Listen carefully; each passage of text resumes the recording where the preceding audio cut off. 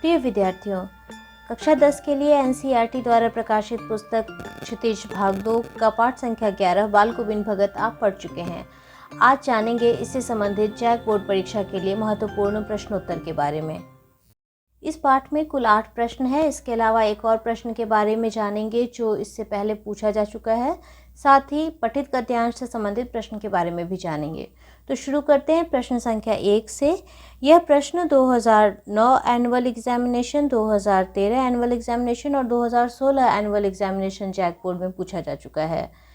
खेतीबाड़ी से जुड़े गृहस्थ बाल गोविंद भगत अपनी किन चारित्रिक विशेषताओं के कारण साधु कहलाते थे? उत्तर: बाल गोविंद भगत बेटा पुतोह से युक्त परिवार, खेतीबाड़ी और साफ सुथरा मकान रखने वाले गृहस्थ थे। फिर भी उनका आचरण साधुओं जैसा था। उनकी चारित्रिक विशेषताएं निम्नलिखित हैं। वह सदैव खरी खरी बातें कहते थे। वे झूठ नहीं बोलते थे। वे किसी की वस्तु को बिना पूछे प्रयोग नहीं करते थे। वह खामखा किसी से झगड़ा नहीं करते थे।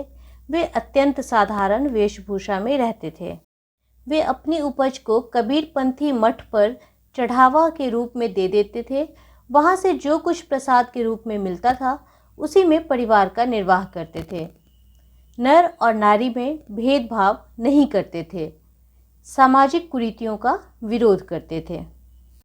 प्रश्न संख्या 2 यह 2011 के सप्लीमेंट्री परीक्षा में पूछा जा चुका है जैक बोर्ड में। भगत की पुत्रवधू उन्हें अकेले क्यों नहीं छोड़ना चाहती थी?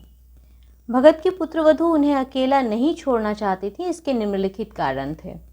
भगत अपने इकलौते पुत्र की मृत्यु के बाद अकेले पड़ गए थे। भगत वृद्धावस्था में थे। वे नेम धर्म का पालन करने वाले इंसान थे। वे अपने स्वास्थ्य की तनिक भी चिंता नहीं करते थे। वह वृद्धावस्था में अकेले पड़े भगत को रोटियां बनाकर देना चाहती थी। उनकी सेवा करके अपना जीवन बिताना चाहती थी। भगत ने अपने बेटे की मृत्यु पर अपनी भावनाएं किस तरह व्यक्त की?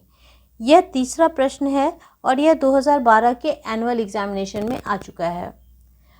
उत्तर: भगत ने अपने बेटे की मृत्यु पर औरों की तरह शोक और मातम नहीं मनाया।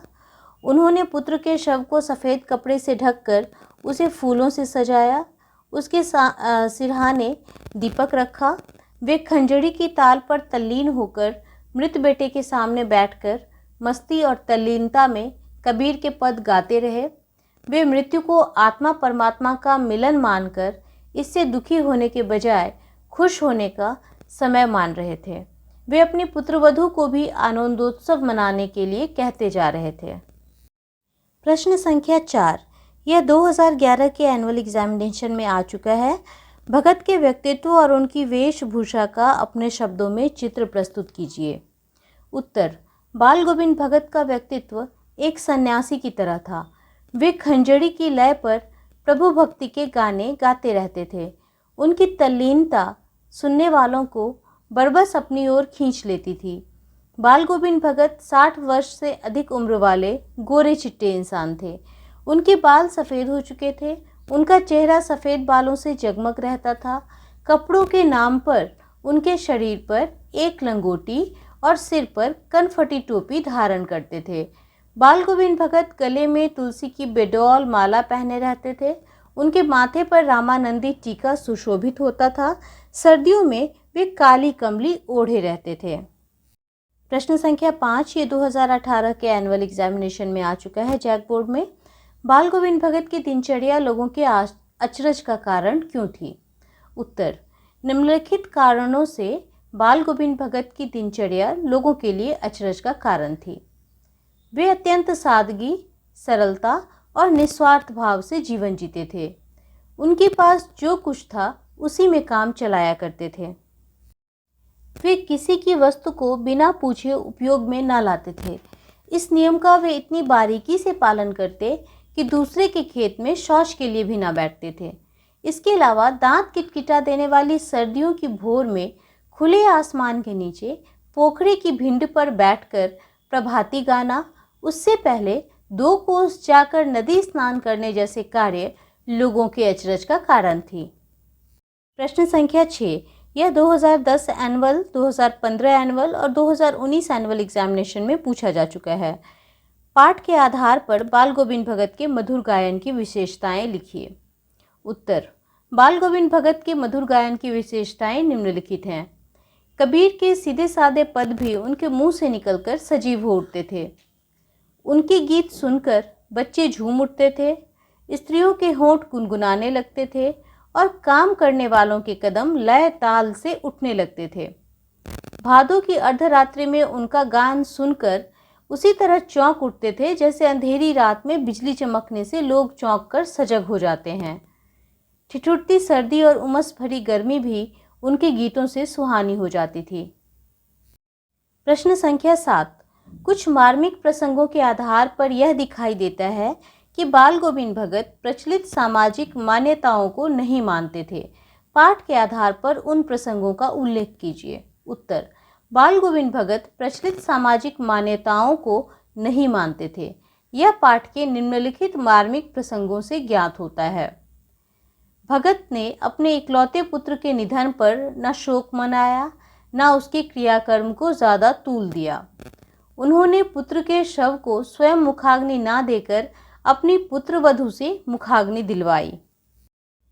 उन्होंने विधवा विवाह के समर्थन में कदम उठाते हुए उसके भाई को कहा कि इसको साथ ले जाकर दोबारा विवाह करवा देना। वे साधुओं के संबल लेने और गृहस्थों के भिक्षा मांगने का विरोध करते हुए 30 कोस दूर गंगा स्नान करने जाते और उपवास रखते हुए यह यात्रा पूरी करते थे। प्रश्न संख्या 8। धान की रोपाई के समय समूचे माहौल को भगत की स्वर लहरियां किस तरह झंकृत कर देती थीं? उस माहौल का शब्द चित्र प्रस्तुत कीजिए। उत्तर। आषाढ़ महीने की रिमझिम के बीच सारा गांव खेतों में उमड़ पड़ा है। शीतल पुरवाई चल रही है। आसमान बादलों से आच्छादित है। कहीं हल चल रहे हैं, कहीं रोपनी हो रही है। बच्चे पानी भरे खेत में खेल रहे हैं। औरतें कलेवा लिए मेड़ पर बैठी हैं।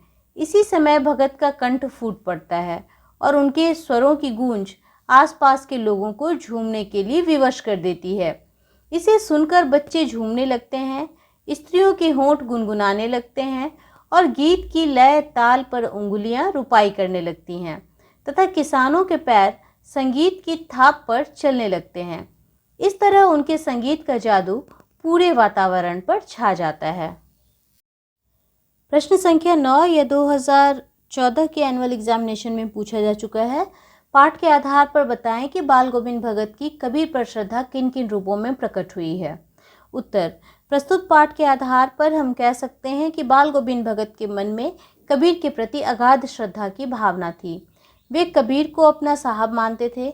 उनके द्वारा बताए गए आदर्शों का पालन करते हुए उनके गीतों को गाते थे। बाल गोविंद भगत का कबीर पंथियों जैसा स्वभाव, वेशभूषा, काली कमली धारण करना आदि विशेषताएं कबीर के प्रति श्रद्धा व्यक्त करती हैं। उनके खेत में जो कुछ भी पैदा होता उसे सिर पर लादकर साहब के दरबार में ले जाते थे तथा प्रसाद के रूप में जो कुछ मिलता उसी से गुजारा करते थे। उनके मन में आडंबरों का विरोध, परमात्मा का कण कण में मानना, मनुष्य को परमात्मा का अंश होना, संत स्वभाव धारण करना आदि रूपों में श्रद्धा व्यक्त हुई है।